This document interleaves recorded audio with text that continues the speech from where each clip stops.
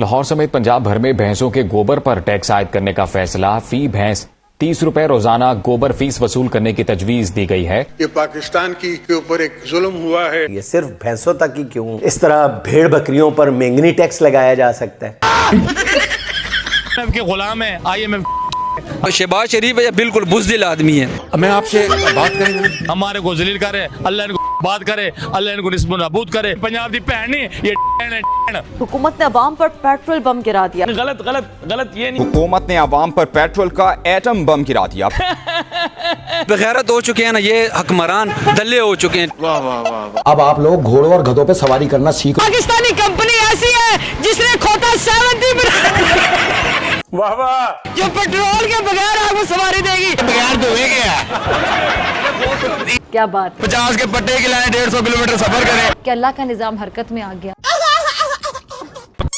सबसे पहले बोलो किट्टू बाबा की जय। मैंने लिखा था पाकिस्तान में तेल 500 पार हो गया, और सच में हो गया। पेट्रोल की कीमत 520 रुपए। और आज मैं भविष्यवाणी करता हूँ, पाकिस्तान में तेल 1000 से पार जाएगा। और हो गए, बोलो इंशाल्लाह। इंशाल्लाह ताला। पाकिस्तान की आवाम को सरप्राइज दिया है। किसने जी? किंग ऑफ उधारी और मलिका रियासत पुदीना ने। और इतने सरप्राइज दिए कि आवाम की तो है ना चीखें निकल गई है। इस चीज में मुझे रोना आ रहा है कि ये पेट्रोल का रेट चढ़ा रहे हैं। आवाम तो छोड़ो, इनके बड़े बड़े न्यूज एंकर जो धमकियां देते थे ना भारत को, वो भी फूट फूट कर रो रहे हैं। ये जो एक हिला हुआ हिलाली बड़ी धमकी देता था, हमने देखा है हिंदुस्तान में कितनी गरीबी है, आज देखो कैसे चू चू रो रहा है। ये वाहिद मुल्क है, और मुल्कों में जंगें होती है और महंगाई पाकिस्तान में होती है। गरीब बंदा अब बच्चों को खाना खिलाएगा या पेट्रोल डालेगा। इनसे तो भाई 321 वाला ही नहीं खरीदा जा रहा था। पहले भी नहीं रेंज कर सकते थे, अभी तो देखे ना कहाँ पे पेट्रोल चला गया।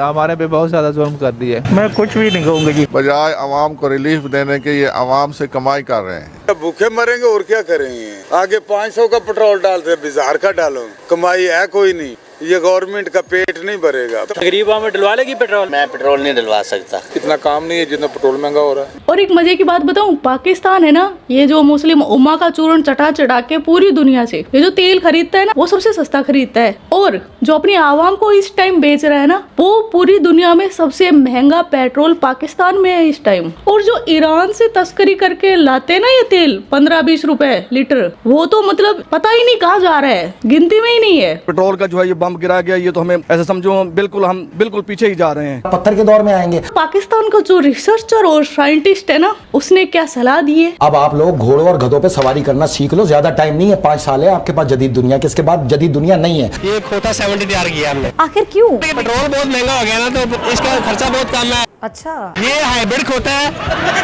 अब ये खोता 17 को लेकर राइड क्या करेंगे? पाकिस्तान ने जुगाड़ लगाया। बहुत बहुत मुबारकबाद।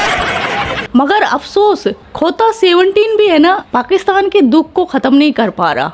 मरियम नवाज ने 11 अरब का अपने जहाज खरीदा। वो खान साहब ने कहा था ना कि मैं तो बर्दाश्त कर लूंगा, लेकिन आप लोगों से नहीं होगा बर्दाश्त। पेट्रोल नहीं डलवा सकता, तो कल से इंशाल्लाह ताला जो आज उनको कल से जो है नहीं लेके जाऊंगा। चाचा, पेट्रोल के बिना तो रह लोगे, लेकिन जिसके बिना तुम्हारी हंडिया ही नहीं पकेगी। पेट्रोल की कीमत बढ़ने के बाद भी तो फिर एक नया झटका आवाम के लिए तैयार है, और वो है गैस। LPG की कीमत में 78 रुपीज यानी 78 रुपए का इजाफा कर लिया गया है। 3 किलो LPG 1800 रुपया इकट्ठा करना, एकदम 280 से जो है ना 450, बल्कि साइडों पे 480 रुपए किलो भी बिक रही है। पेट्रोल भी महंगा, गैस भी महंगी है। पहले वैसे ही सालन नहीं बन सकता था, अब गैस महंगी करके रही से कसर गवर्नमेंट ने पूरी कर दी। लोग भूख मर रहे हैं तो लोग कहाँ जाएं? तेल और गैस के दाम बढ़ाने के अलावा भी एक और भी मजेदार चीज की है मरियम नानी ने पाकिस्तानी आवाम के साथ। नाज़रीन, पाकिस्तान में एक नया टैक्स इंट्रोड्यूस कराया गया है। पंजाब में नाज़रीन गोबर टैक्स लगा दिया है। गोबर पर टैक्स लगा दिया, मतलब हद हो गई यार। अब भैंसे गोबर भी नानी से पूछ कर करें।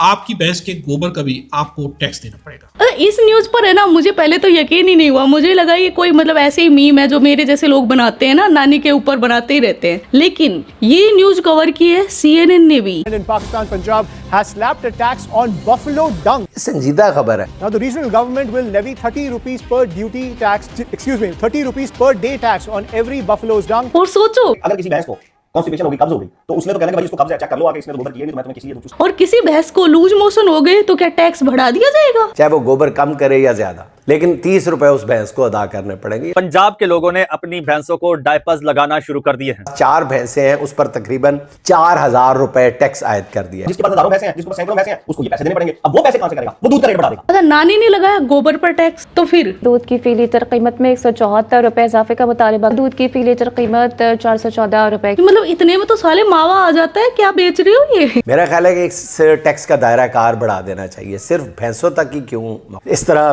भेड़ बकरियों पर मेंगनी टैक्स लगाया जा सकता है, घोड़े और खच्चरों पर गलीद टैक्स लगाकर कौमी खजाने को भरा जा सकता है। इस पर भी खजाने में कुछ कमी रह जाए। पाकिस्तान के आवाम है, उसके ऊपर भी हगने खाने सब चीज पर टैक्स लगा दो। बैतुल खला टैक्स लगाकर भी पंजाब के खजाने में रौनक लगाई जा सकती है। तब आएगा मजा असली।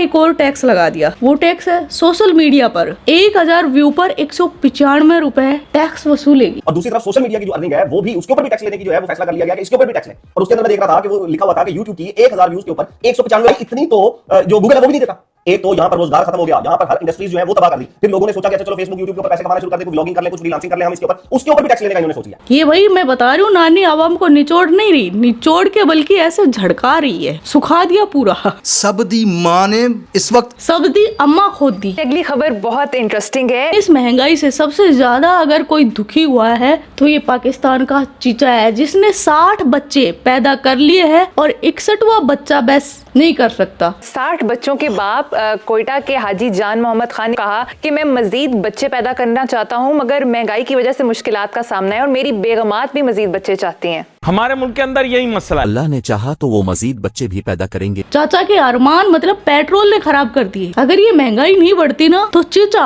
61वां बच्चा पैदा करता। कितना दुख दिया है इस शहबाज नंगे ने। हजरत बाबा कौन, मैं लानत भेजूं इस पे। और कोई काम नहीं, हारे हुए लोग वो भीख मांगने के काम आएंगे। पाकिस्तान की इतनी बर्बादी के बाद, इतने खस्ते हाल के बाद भी अगर कोई पाकिस्तान में मजे की जिंदगी जी रहा है तो वो है पाकिस्तान के भिखारी। पाकिस्तान के भिखारी के पास 3 करोड़ रुपए मिले। पंजाब के जिला फैसलाबाद का भिखारी करोड़पति निकला। इस भिखारी ने तो बैंक अकाउंट की तफसीलात दिखाकर सबको हैरान कर दिया। कुछ यूं के भिखारी मुजफ्फर हुसैन ने अदालत में पुलिस एहलकारों के खिलाफ दरख्वास्त जमा कराई, जिसमें मौक़िफ़ इख्तियार किया कि मैं अपने खरीदे हुए प्लॉट की रकम 7 लाख रुपए जमा कराने जा रहा था कि पुलिस एहलकारों ने वो रकम मुझसे छीन ली। अदालत के इस्तफसार पर पुलिस ने मौक़िफ़ इख्तियार किया कि मुजफ्फर हुसैन भिखारी है और इसके पास 7 लाख रुपए किधर से आए। भिखारी ने बैंक स्टेटमेंट अदालत को दिखाई तो अदालत भी हैरान रह गई कि फकीर के अकाउंट में 3 करोड़ रुपए मौजूद थे। बहुत अजीबो गरीब मुल्क है। एक भिखारी से बोला, कराची में बड़ा फेमस स्टेटमेंट है, वो भिखारियों के गिरोह का वो था, हेड था।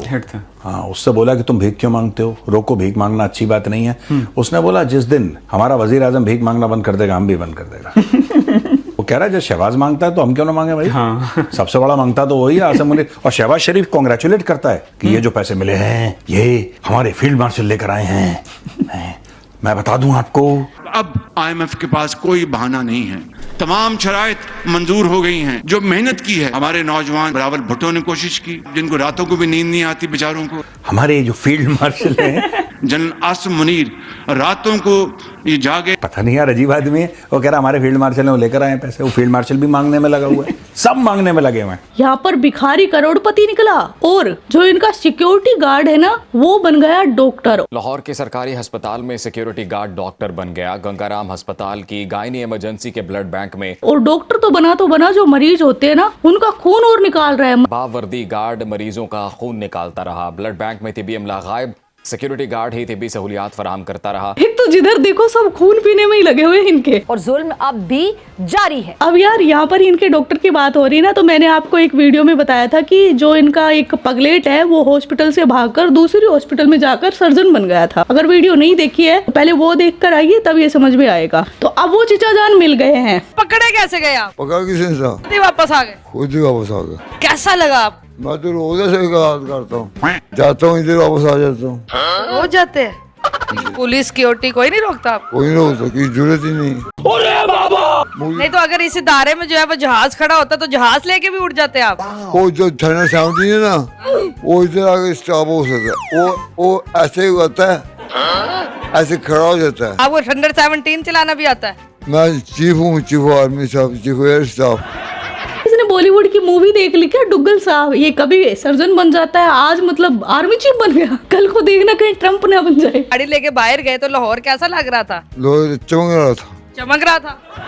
अब आते हैं पाकिस्तान के पागलों के भी पागल, पागलों का भी अब्बा है ये अब्बू जहल। पाकिस्तान का डिफेंस मिनिस्टर ख्वाजा आसिफ जो है सुआल, उसने गिद्दड़ भभकी दी है भारत को। अगर उन्होंने दोबारा कोशिश की तो पहले से भी ज्यादा जिल्लत उठाएंगे। अच्छा, इसने ये गिद्दड़ भभकी क्यों दी? क्योंकि जो हमारे रक्षा मंत्री है उन्होंने पाकिस्तान को उनकी औकात याद करवाई थी। ऑपरेशन सिंदूर जैसा मैंने कहा कि अभी खत्म नहीं हुआ है, क्योंकि हमारा नेबर आजकल जो सिचुएशन है उसमें कोई भी मिस एडवेंचर कर सकता है। अगर उसने ऐसा किया तो मैंने आपको बतलाया भारत का एक्शन अनप्रेसिडेंटेड होगा और डिसाइसिव होगा। इससे इस ख्वाजा आसिफ के है ना कांपे टांग गई और ये बिल में से निकलकर बिलबिलाने लगा। हम अंदर घर में घुस के मारेंगे उनको। ये आपकी गलतफहमी है। मैं जंग कर लूं, जंग पूरी दुनिया को पता है। दुनिया इज टॉकिंग अबाउट पोजीशंस। ये इनका डिफेंस मिनिस्टर गिद्दड़ भभकी दे रहा है और इनका जो सदर है पाकिस्तान का सबसे हरामी नेता, सबसे करप्ट नेता, सबसे जो डाका डालता ना लेकिन नजरों में नहीं आता, ये शहबाज वेवाज तो ऐसे ही बद्दू है। सबसे ज्यादा अगर पाकिस्तान को चाटा है ना दिमाग की तरह तो वो है ये जरदारी। इससे सुनो इनकी हकीकत क्या है। आप समझते हैं कि इंडिया को नहीं पता कि यहाँ टेलर मेड डेमोक्रेसी चल रही है? उनको नहीं पता कि आपकी इकोनॉमिक सिचुएशन क्या है? चेयरमैन साहब वो सब जानते हैं। आजकल तो हर कोई जानता है, नेट है, इंटरनेट है। दोनों अलग अलग होते हैं क्या? उनका जो इंटेलिजेंस एजेंसी है वो जानती है। मुझे लगता है पाकिस्तान छुप छुप के धुरंधर कुछ ज्यादा ही देख रहा है, इनके नेता भी देख रहे हैं। इनको मतलब हमारी खुफिया एजेंसी से इतना डर, खौफ अच्छा है। अब यार इस जरदारी ने है ना कुछ नया सुनाया, कुछ अलग सुनाया जो मैंने आज तक किसी के मुंह से नहीं सुना। मैं उस जमाने की आपको बात बताता हूँ जिस जमाने में शहीद जुल्फकार अली भुट्टो जा रहे थे उनसे नेगोशिएशंस करने के लिए। मैं थोड़ा बता देती हूँ किस टाइम की बात कर रहा है। जब इनके जो 93,000 सैनिक जिन्होंने सिलेंडर किया था ना, तो उसके बाद जुल्फी अलीकार भुट्टो और हमारी उस टाइम की पीएम श्रीमती इंदिरा गांधी जी, उनके बीच क्या डील हुई उस पर ये बता रहे। तो इंदिरा जैसी ज़हीन लीडर को इंटेलिजेंस इंफॉर्मेशन ये थी कि भुट्टो साहब पे इतना प्रेशर है कि ये सवाए सोल्जर्स के और कुछ नहीं मांग सकता। इंदिरा ने कहा कि या सोल्जर्स ले लें या जमीन ले लें। भुट्टो साहब ने कहा मुझे जमीन दे दें। यार इसकी कहानी हजम हुई नहीं? सोचो मैं पावरफुल हूँ, मैंने आपको कूट दिया, इतना कूटा कि आप उठ भी नहीं पा रहे, और फिर मैं ही बोलूं आपको कि भैया अपनी प्रॉपर्टी आपके नाम कर दूं। इंडिया की उस वक्त ये हालत नहीं थी जो आज इकोनॉमिकल उनकी उड़ान है कि वो 90,000 फौजियों को रख के और पाल सकती थी। हमें जमीन वापस मिली। हमें बावले भेड़िया ने काटा है। कौन सी जमीन दे दी? मैंने तो आज तक ये कहानी कहीं नहीं सुनी। अब कोई एक्सपर्टीज हो इसमें वो कमेंट में बता देना। लेकिन इस बुड्ढे ने ना एक बात जो बोली है उससे मतलब दिल को सुकून मिला है कि इनके जो 93,000 सैनिक है ना उनको भारत ने पाला, और ये सिर्फ एक चाय को रोते रहते हैं। तो देखा इनका रोना धोना। और शहबाज की कल फटके फलावर हो गई। शहबाज कल 11 बजे आया और बोलता है कि जो पेट्रोल की कीमतें उसने बढ़ाई थी, फिल फॉर 80 रुपए फी लीटर कमी का ऐलान कर रहा हूँ। यानी ये वही हाल है, अच्छे से मारकर फिर हल्की सी मरहम लगाकर बोलो कुछ नहीं हुआ बस। तो ये था आज का वीडियो। आपके क्या विचार इस वीडियो के बारे में कमेंट सेक्शन में बता देना। आप अपना ख्याल रखना। Love you my kit cats. Yo Kittu भाई। यो किट्टू भाई।